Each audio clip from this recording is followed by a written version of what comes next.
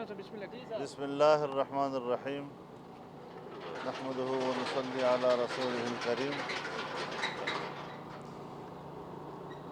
Doctor Abdul Qadeer Khan مرحوم یقیناً ہماری تاریخ کا ایک بڑا روشن باب ہے. اس دور میں بڑے لوگ دنیا میں آتے ہیں، ایک نصب العین لے کر آتے ہیں، ایک مشن لے کر آتے ہیں، لیکن ڈاکٹر صاحب ان کچھ خوش قسمت لوگوں میں سے ہیں جو اپنا مشن پورا کر کے دنیا سے گئے ہیں، اور انہوں نے پاکستان کو اور پاکستانی قوم کو بہت کچھ دیا ہے.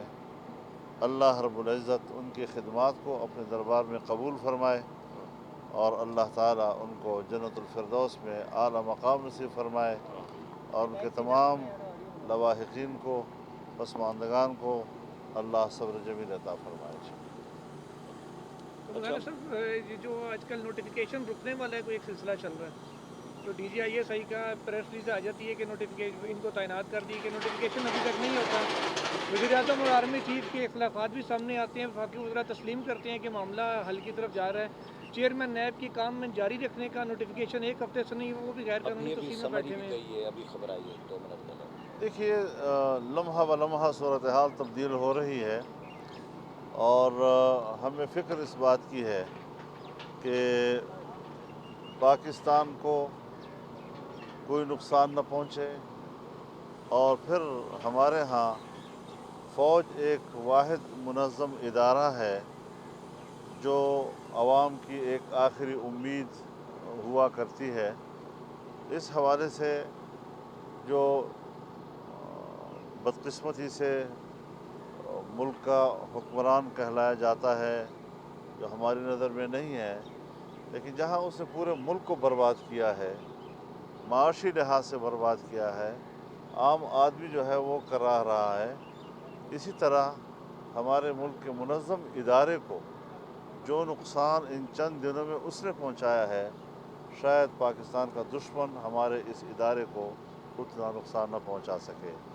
خدا کرے صورتحال بہتر ہو جائے اور بہتری کی طرف ہمارا ملک جائے، لیکن میں سمجھتا ہوں کہ ہر ادارے کو اب یہ بات تسلیم کر لینی چاہیے کہ یہ حکمران یہ پاکستان کو ڈبونے کے لیے آئے ہیں، پاکستان کو ترقی دینے کے لیے نہیں آئے. مولانا صاحب، D G I S I کا عہدہ جو ہے وہ ہمیشہ 2 کشتیوں میں سوار ہوتا ہے. بطور D G I S I وزیر اعظم کا اختیار ہوتا ہے کہ تعینات کریں، بطور لیفٹیننٹ جنرل آرمی چیف کا اختیار ہوتا ہے کہ وہ ٹرانسفر کریں. تو ہونا کیا چاہیے کسی ایک کو؟ تو مطلب اگر 3 نام بھیجے جائیں گے تو یہ ہمیشہ کے لیے یہ ایک مثال قائم ہو جائے گی کہ ہمیشہ 3 نام بھجوائے جائیں گے. دیکھیے مسئلہ D G I S I کا نہیں ہے، مسئلہ ایک لیفٹیننٹ جنرل کا بطور D G I S I کا، لیفٹیننٹ جنرل کا.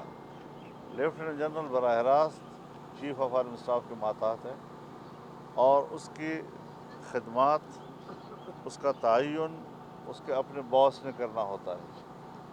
یہاں پر چونکہ آئی ایس آئی کے حوالے سے کوئی ایکٹ موجود نہیں ہے، اور ایک ایگزیکٹو آرڈر کے تحت بعض دفعہ ہم اس کو کہتے ہیں کہ یہ اختیارات حسن کی حد تک ہے. یہ اختیار اس حد تک نہیں کہ اس پہ ڈٹ جائے کوئی اور کہے کہ میں دستخط نہیں کروں گا، میں سمری پہ دستخط نہیں کرتا، میں نوٹیفیکیشن جاری نہیں کرتا. جس طرح صدارتی طرز حکومت میں فیصلے پارلیمنٹ کرتی ہے، ایگزیکٹو چیف جو ہے وہ پرائم منسٹر ہوا کرتا ہے، لیکن حسن کے لیے فائل پریزیڈنسی میں بھی جاتا ہے، اور پریزیڈنٹ کے بھی اس پہ دستخط آ جاتے ہیں. تو وہ چیزیں معروف ہوتی ہیں، انڈرسٹوڈ ہوتی ہیں.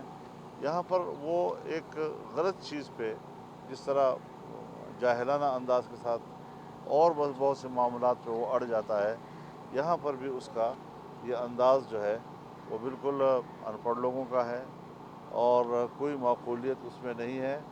لیفٹیننٹ جنرل بہرحال وہ آرمی چیف کے ماتحت ہے، اور اس کی خدمات کا تعین وہ انہوں نے ہی کرنا ہوتا ہے. اس حوالے سے فوج کے جو دائرۂ کار ہے اس میں اس حد تک प्राइम मिनिस्टर को चला जाना कि वो मुल्क की निज़ाम ही जाम हो जाए और कमांड का मसला होता है। अब जो शख्स पब्लिक को उनके अपने महकमे को पता चल गया कि मेरा बॉस जो है वो यहाँ से चला गया है या जाने को है, तो उसका कमांड कमज़ोर हो जाता है। तो जहाँ पर वो है वहाँ पर भी उसके कमांड का ख़त्म हो जाता है। जहाँ उसने जाना है वहाँ उसने अभी कमांड नहीं लिया, तो इस तरह पूरा इदारा जो है उसका कमांड जो है वो मुतासर हो जाता है। तो ये हशर किया है हमारे जो यूनिटी ऑफ कमांड का ज़िम्मेदार कहलाता है कि कमांड का बेड़ा ही गर्क कर दिया उन्होंने। लेकिन मौलाना मौलाना साहब, साहब आप समझते हमेशा हैं से कि मुतालबा 22 साल करते बाद हैं। दोबारा अब हम उसी जगह पे आके खड़े हो गए हैं जहाँ पे आज से 22 साल पहले थे। ऐसा ही एक इक़दाम मियां नवाज शरीफ ने भी उठाया था और उसके बाद सूरत हाल का क्या हुई थी। आप क्या कुछ ऐसा खतरा तो नहीं देख रहे, कोई ऐसी सूरत हाल तो नहीं बन रही? देखिए, सब चीज़ें हम समझते हैं कि मुशावरत के साथ चलती है और एक मुस्तकिल मौक़िफ़ हमारा है, मुस्तकिल मौक़िफ़ कि आइन ने जिसका जो दायरे इख्तियार मुतय्यन किया है उसी दायरे इख्तियार के अंदर रहते हुए अपना किरदार जब हम अदा करेंगे तो कोई मुश्किल पेश नहीं आएगी। अगर मुश्किलात पेश आई हैं तो इसी वजह से आई हैं कि पार्लियामेंट के इख्तियार में किसी और ने मुदाखलत की है, फ़ौज के इख्तियार में किसी और ने मुदाखलत कर दी है, तो इससे मुश्किलात तो आती हैं। हमें इस मुश्किल से बड़े अक्लमंदी के साथ निकलना होगा, लेकिन अक्लमंद लोगों का तकाज़ा ये है कि जिस किस्म के लोग कौम पर मुसल्लत किए गए हैं उनसे हर वक्त जान खलासी की ज़रूरत है। कौम को आज़ाद कर देना चाहिए। मौलाना साहब, आपका हमेशा से मुतालबा था कि इस्टेब्लिशमेंट जो है वो साथ छोड़ दे हुकूमत का। अब आपको लगता है कि आपका मुतालबा तस्लीम हो गया या तस्लीम होने की तरफ जा रहा है? तकवीनी तौर पर शायद उधर ही चला जाए। मौलाना साहब ये बताएं